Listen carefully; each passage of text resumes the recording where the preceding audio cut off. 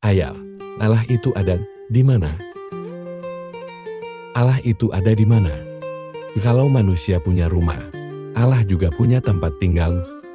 Ayah menjawab, nah, Allah itu tidak seperti manusia atau makhluk lainnya. Manusia memang butuh tempat tinggal seperti rumah, tapi Allah tidak butuh tempat, karena Allah berbeda dari semua yang kita tahu. Apa yang kita bayangkan tentang Allah, seperti duduk di singgasana, itu bukan Allah. Allah jauh lebih besar, dan tidak bisa digambarkan seperti makhluk. Anak bertanya lagi, tapi kalau begitu Allah tinggal di mana? Ayah menjawab, Allah tidak butuh tempat, Allah bisa ada di mana-mana. Ayah tekankan lagi, Allah bisa ada di mana-mana, tanpa harus terikat tempat. Tidak sama seperti kita, yang butuh tanah untuk berdiri. Kalau tidak ada tanah, kita akan jatuh, tapi Allah tidak butuh hal-hal seperti itu. Allah Maha Kuasa, Allah mengurus seluruh alam semesta tanpa bergantung pada apapun. Tingkat keimanan sangat menentukan diterimanya jawaban itu. Masa kanak-kanak memang menjadi tahap di mana mereka punya keingintahuan yang besar. Tak ayal jika mereka sering bertanya apapun itu, mulai dari hal yang remeh hingga yang berada di luar nalar pikiran banyak orang. Para orang tua sudah pasti menjadi target sasaran pertanyaan apa saja yang terlintas di benak mereka. Pola kritis mereka ini perlu ditanggapi dengan cara yang bijak. Salah satunya seperti pertanyaan tadi. Ketika disodorkan dengan pertanyaan tersebut, sebagai orang tua harus mampu menghadirkan pemahaman yang mudah dicerna bagi anak. Karena di usia mereka, akal dan keimanan mereka belum cukup memahami hal-hal yang sifatnya rumit. Perlu dialih bahasakan dan disederhanakan agar bisa diterima oleh anak. Hal ini juga sebagaimana yang disabdakan oleh Nabi dalam dialog Nabi Ibrahim dan Ismail. Artinya, bicaralah kepada manusia menurut apa yang mereka ketahui. Apakah engkau senang berdusta kepada Allah dan Rasul-Nya Hr. Bukhari No. 127. Melalui hadits ini, kita dapat memahami bahwa kunci keberhasilan bukan hanya sebatas menerangkan sebuah pengetahuan semata, melainkan juga bagaimana lawan bicara bisa paham dengan pengetahuan tersebut terkait pertanyaan seputar tentang Allah. Kalangan AHLUSSUIN Nahdlatul yakin idut bahwa tidaklah bertempat dan butuh waktu atau dikenal dengan istilah al-hulu. Allah tidak butuh kepada keduanya, tapi keduanya butuh kepada Allah.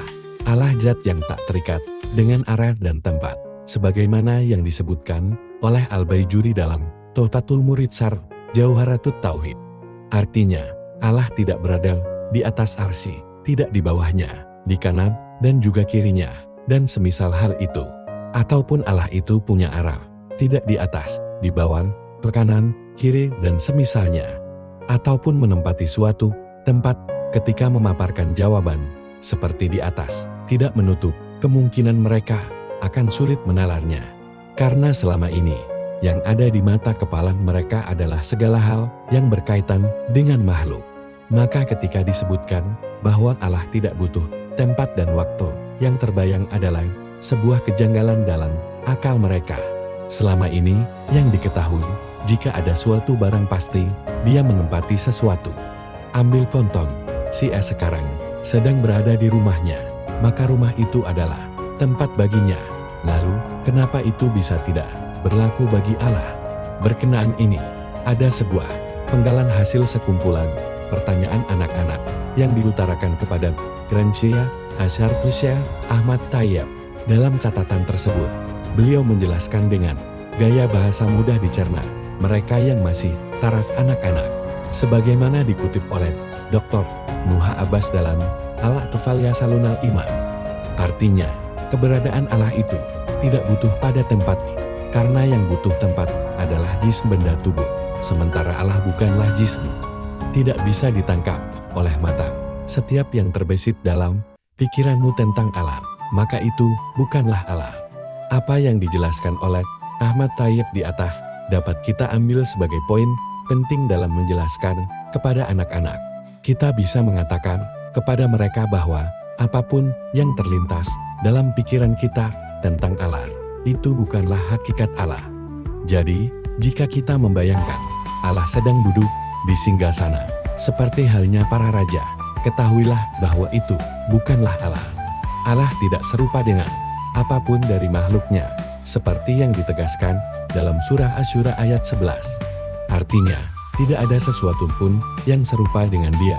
Oleh karena itu, bayangan apapun yang muncul tentang Allah, kita tidak akan pernah mampu mendeskripsikannya. Hal ini disebabkan karena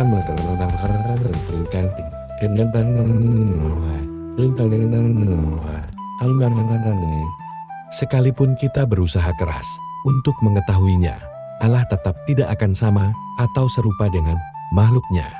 Keterangan ini sebagaimana dipaparkan oleh Hisam Al-Kamil dalam At-Tawdiyat Al-Jaliyah Alamat Niharidatun Bahiyah. Untuk memperjelas keterangannya, ketika Allah tidak sama dengan makhluk, maka sifat-sifat yang dimiliki oleh makhluk tidak bisa disematkan kepada Allah. Sebagai contoh, makhluk seperti seorang raja membutuhkan singgasana sebagai tempat duduk. Jika dibayangkan raja itu duduk tanpa singgasana, ia pasti akan jatuh. Hal ini menunjukkan bahwa raja tersebut bergantung pada singgasananya. Demikian pula dengan kita yang sedang berdiri di atas tanah. Jika tidak berdiri di tanah, atau jika tanah ini dihilangkan, kita pasti akan jatuh. Jatuh adalah simbol kelemahan, dan kelemahan adalah sifat yang melekat pada makhluk. Hal seperti ini tidak berlaku bagi Allah.